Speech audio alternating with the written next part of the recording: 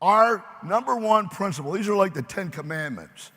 You know, but I like George Carlin's analysis of the 10 Commandments. Who needs the 10 Commandments? They're way too complicated. Just do the right thing. You know? So at any rate, no one can win or gain at the expense or loss of another. That's rule number one. And it's really what's driven this plan and business to be so successful and to last for 27 years.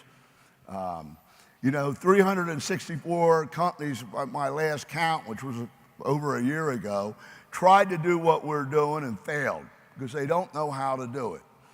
So it's not simple. The miracles of the plan, there's things that allow that to happen that are, you know, very complicated. I mean, just have the thought. Everybody else at the end of a month resets the volume to 0. And to make more money, you got to add width. You can't build something successfully deep and multiply your profit.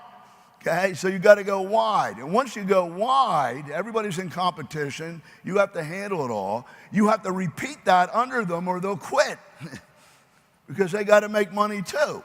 So width works against depth. You see, and that's the classic problem in insurance, more agents, you know, and franchises, more franchises. You know, they spread thin, they're all in competition, right? And multi-level's the worst of all because you got to do it yourself, and then if you don't repeat it under them, okay, they disappear. Everybody understand that.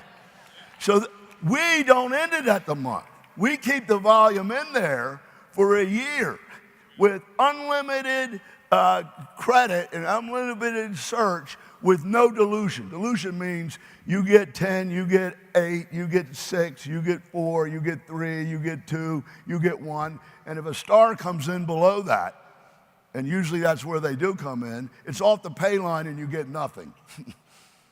You understand that? Okay, so this is a miracle in itself. So it has to be a win for the UFO, number one. And you can ask these. We are UFOs, so we think like UFOs. And if it's not good for us as a UFO, it's not good for you. And if it's not good for us as UFOs and you, it's not good for the company. Does that make sense? But the reverse has to work too. It's got to be good for the company because the company has got to last. Okay, so at any rate, win for a UFO goes further than that though, because it can be a win for a UFO who's big, but a loss for somebody who's little.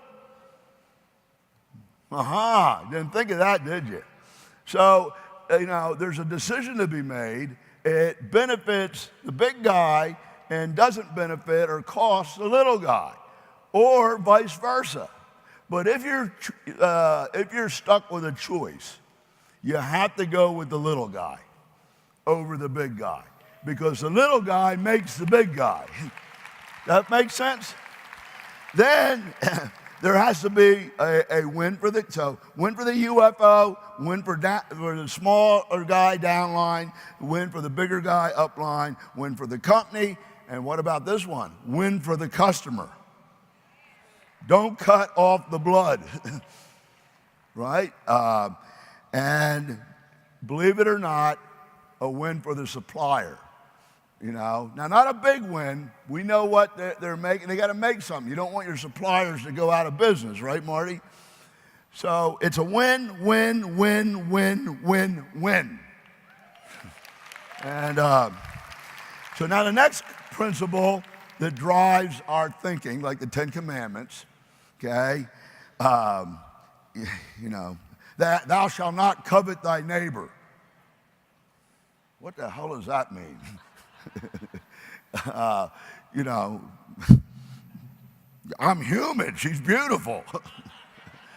But I just let the bees fly over my head and not get in my hair. That's the explanation of that. In other words, what I'm saying is some things aren't as simple as they seem in life, right? And so residual income, this is simple. Residual income, okay, is what it's all about. It's usually reserved for the elite and the affluent or the privileged. We created a model where you could put time in once, build something, and it would continue paying you forever, as long as it's still generating or it's still there, still relevant. That's incredible. Nobody else in the world has that.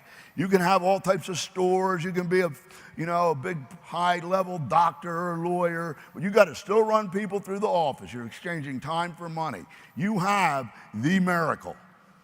Now, I don't know what you're going to do with it, but you got it. So residual income means profitability plus stability equal. Profitability and stability equals longevity. Residual income is worthless. It is not residual if it doesn't have longevity. So we have to look at what's going to make it last. If we do something that looks really exciting and it starts to jeopardize the longevity, we got to adjust it. There's nothing worse than waking up one day and finding out there's no more checks on Monday or deposits. Okay? And that happens all of the time. And you know why? They just don't care. The guys at the top make a lot of money and they move on to the next deal. It's a general thing in the industry to have a 2 to 3 year plan. But our 2 to 3 year plan means you build it for 2 to 3 years and you have a residual income for the rest of your life. Their 2 to 3 year plan is you start over every 2 to 3 years. So they're all jockeying position to get the people in this deal into the next deal. And it becomes a migration, okay, of people from one deal to another, killing each other. And it's why that industry has such a bad reputation. And we're not that. You get it? So that is what controls our thinking. So when you're struggling with something, always remember these things. Is it a win? And does it support profitability and stability for longevity, because it's all about residual income? When it doesn't, and that's probably the reason we don't want to go there. Does that make sense? Okay, fixed payout versus accrual program. You know what that means, right? Okay, you do whatever volume you do, you didn't hit the bracket, your volume disappears, the next month you start all over, the guy at the top made all the money off of you, off of breakage, okay? We eliminated that. It's a miracle to be able to do that. I mean, you guys take it for granted because it's always been that way, but in the rest of the world, it is not that way. You follow? So it's very complicated to do it. Just think of this. Every one of you are accumulating volume and you get 100% credit all the way up a line, right? So the guy above you you all have a second leg. And that one line doesn't factor in that second leg. That second leg is necessary to have a multiplier in order to work out the math and pay. Otherwise, you'd run out of money in 10 people, right? So the other guy above you hits 5 and 5 and he gets paid. His volume goes out and yours stays in. Okay, you're on different clocks. So, and then the guy above him didn't hit it, and even though his volume went out, his volume stays in at 24 and 24 where he was. And they all have separate Q dates to make sure that they can keep the volume that are on different time schedules or clocks. So every single BDC has a different clock and is measuring the volume in the bracket. And if somebody below hits and they don't hit because the other leg isn't ready, it stays in. Do you realize when you have hundreds of thousands of UFOs, everyone has a different clock, is being adjusted separately, all reconciles, and is perfect in real time? My God, that's more complicated than going to the moon, you know? So it ain't simple. Nobody else has been, only USANA has lasted as long as us. They copied my plan. I invented the plan. And they pay out half of what we pay out. So I know I'm not going to get through the slides. Okay, so let me give you one simple example. Insurance, a huge industry, right? Insurance, theoretically, could be explained as a model set up to fail. Because you buy insurance for protection against a casualty, a loss, or whatever, right? So if everybody had a loss today, the insurance company would be out of business. So it's set up to fail. But that's not reality. Reality is, and probability is, that will never happen.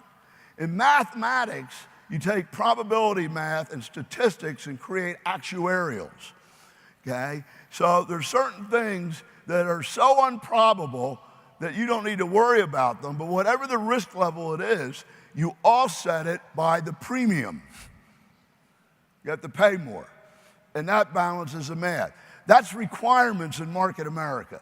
So if you don't do the requirements, or if you do them for other people, it manipulates the actuarial base of what is the norm. So you're screwing with the plan, and it's not necessary. And it's obvious if you put fake people in or two people in a household, and there's one stream of volume that we gave you, and you are getting 4 other people paid on the same volume with no production, the payout goes up.